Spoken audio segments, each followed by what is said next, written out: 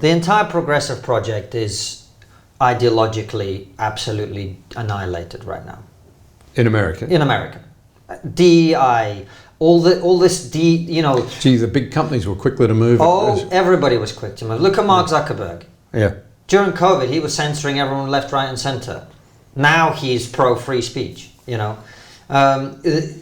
all... one of the things I think we can all take away from this, it's one of the reasons I am slightly optimistic, is just most people didn't go along with this stuff because they truly believed it. They just went along with it because it's convenient, and we just have to offer them a choice out of that. And in America, things got so bad that they had a choice out of that because they weren't prepared to put up with that anymore. Let's hope that we get to that stage here. I don't know that we will. There are many good reasons why that won't happen that I can see, but let's hope that we do.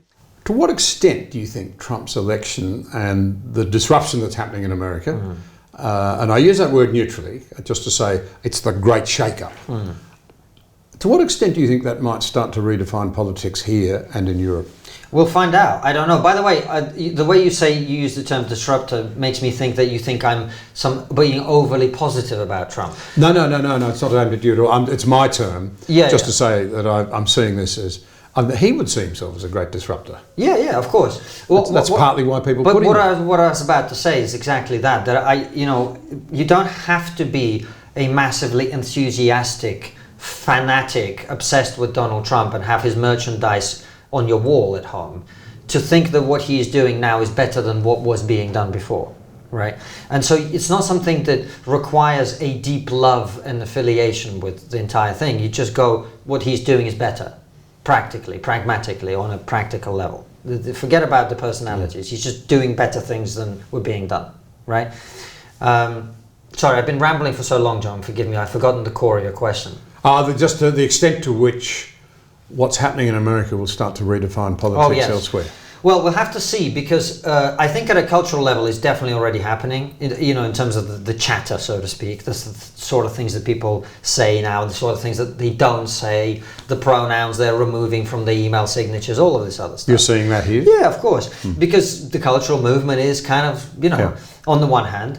And on top of that, I actually think getting DEI out of government was less important than getting DEI out of government in order to get it out of corporations, to give corporations permission to stop it. Because what will then happen is these global corporations, well, if we're not doing DEI in America, why would we be spending X million pounds in London, in our London headquarters, to do, gender, lesbian, whatever training? Why don't we just make cars or whatever it is that we do, right?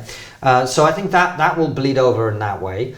But ultimately, I do think this cultural realignment will have to manifest itself politically in order to change the law, right? Because you have to change the law. It's not enough to have good vibes. That's clearly not, the good vibes aren't working, such as they are.